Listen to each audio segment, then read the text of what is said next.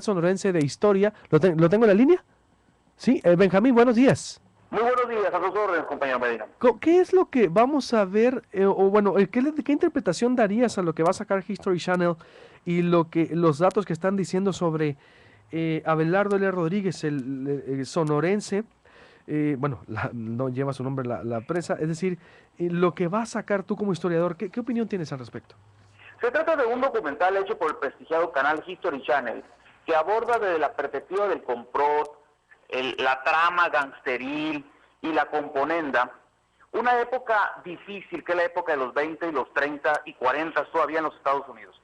Yo creo que la figura de Abelardo L. Rodríguez sale perjudicada, porque sale perjudicada en este enfoque tremendista que History Channel le ha dado al documental.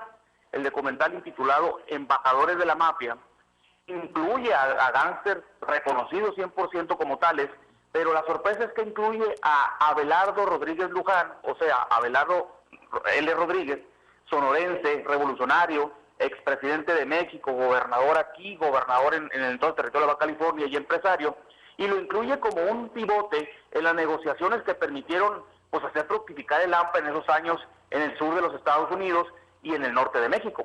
Ha sido una sorpresa para los historiadores del Estado encontrarnos con un documental de History Channel donde con base en testimonios, con base en supuestos archivos y con base en inferencias o en atisbos de orden historiográfico, pues ahora nos pinta un Abelardo Rodríguez que es triunfador a partir de esas negociaciones no santas que ha hecho.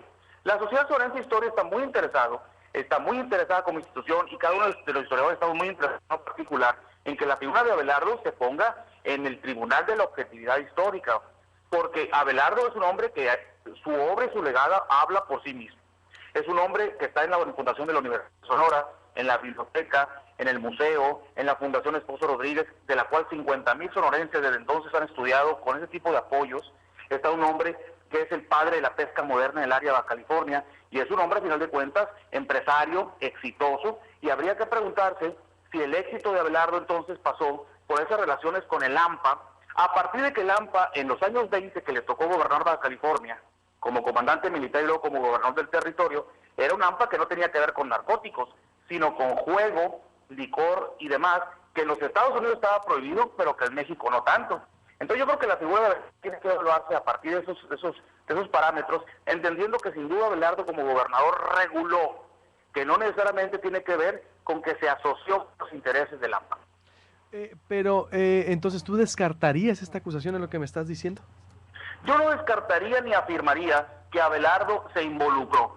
Yo le pondría el punto en los matices de las cosas. ¿Qué se debe entender por mafia en esos años?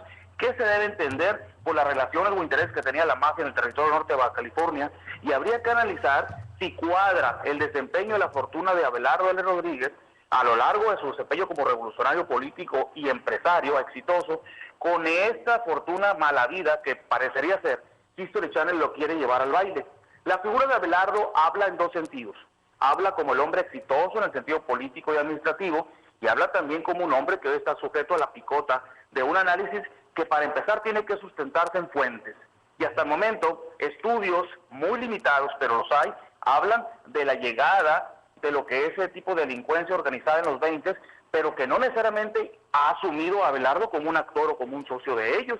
Abelardo era el gobernador entonces. La pregunta es, como gobernador y como líder político, ¿tuvo que ver con los negocios o solamente controló la distribución de ese tráfico que iba a Estados Unidos, no a México? Porque hay que tomar en cuenta, tú como historiador estarás de acuerdo que el auge de las drogas, lo dicen fuentes documentales como Luis Astorga, Diego Sorno en la historia del cártel de Sinaloa, un siglo de drogas, Luis Astorga, es decir, el auge de las drogas en el país se dio en los 20 a partir de en Sinaloa, pues, cuando se les achacaba también que eran los chinos los que habían traído el opio, era una de las acusaciones, pero no, fue ahí el epicentro Sinaloa, en el Triángulo Dorado, Benjamín, estarás de acuerdo, en donde se desarrolló todo el negocio, también a la par con el sicariato que se empezó a estrenar por la lucha entre latifundistas, por la tierra, por el movimiento agrario, es decir, fue todo un entorno, Benjamín, que proclive también al trasiego de drogas que necesitaba Estados Unidos por la Segunda Guerra Mundial también que después vino. Digo, no estaría descartado la posibilidad de que los gobiernos estuvieran rebasados o algunos supieran de lo que estaba pasando. No sé si estés de acuerdo en este contexto.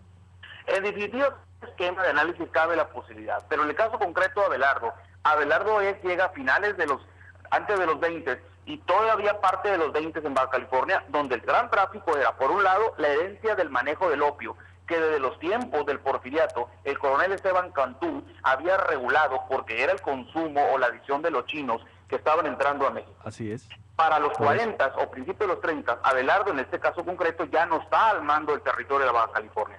Y es un hombre que está a nivel nacional a punto de tomar la presidencia de la República. Y aunque eso no lo descarga de alguna responsabilidad que tendríamos que sustentar en fuentes y en un análisis serio, la verdad de las cosas es que sin duda el fenómeno del narcotráfico tiene que ver con algún tipo de complicidad en los años 30 finales y 40 con las autoridades del caso. Sería inconcebible o ingenuo decir que la prosperidad del narco, de la delincuencia organizada, no tiene que ver con esas componendas o arreglos de los hombres del poder. Pero en el caso concreto de Abelardo, repito, él no está en la escena regional ya para los años 40.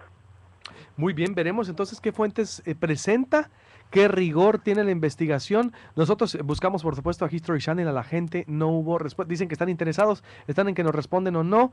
Le vamos a dar seguimiento porque es un caso, pues es un sonorense, es la historia y todo aquello que ponga debate el cambio o el rumbo de la historia, pues tiene que ser abordado y te agradezco mucho esta impresión. Veremos de qué se trata entonces, Benjamín. Claro, es lo siguiente. En la Sociedad Sonorense de Historia, Creación del Espacio y tu atenta llamada en ese sentido, la Sociedad Sonorense de Historia está muy interesada en un debate serio, reflexivo, propositivo, tan crítico como sea necesario, para desacralizar las figuras que han estado un poquito sobreprotegidas por algún tipo de discurso y para ir a la búsqueda de esta reflexión, de este análisis, que incluya a Abelardo, porque más allá de preservar a los héroes como héroes, esa la verdad y la objetividad histórica. Si Abelardo tiene un lado oscuro, yo creo que debe investigarse, pero si Abelardo y otros más no los tienen, yo creo que tiene que reconocerse, a final de cuentas. No plenamente, pero yo también estoy interesado en ver qué fuentes documentales, qué archivos, bajo qué fundamentos están articulando este trabajo que pone a debate, insisto, pues el pasado, la historia de Sonora, de México, la evolución de las drogas, de la evolución del alcohol, del tabaco, es decir, y que no está tan descabellado, insisto, consultando a Luis Astorga, a Diego Sorno, lo que pasó en Sinaloa. Es decir, cómo la lucha de latifundios, que el sicariato de ahí viene, cómo los mismos gobiernos o en Sinaloa impulsaron los gobiernos a los sicarios para defender las tierras. Fue asesinado un gobernador de Sinaloa por un sicario en los 40, ¿recuerdas? Es decir, por eso que se dio. Entonces, vaya, en ese momento se podían hacer muchas cosas bajo ese entorno de lo que se estaba debatiendo y era el surgimiento de las drogas. Pero bueno, es un tema muy interesante, después lo abordamos. Gracias, buenos días. Con todo gusto, buenos días. Muy interesante. Me voy.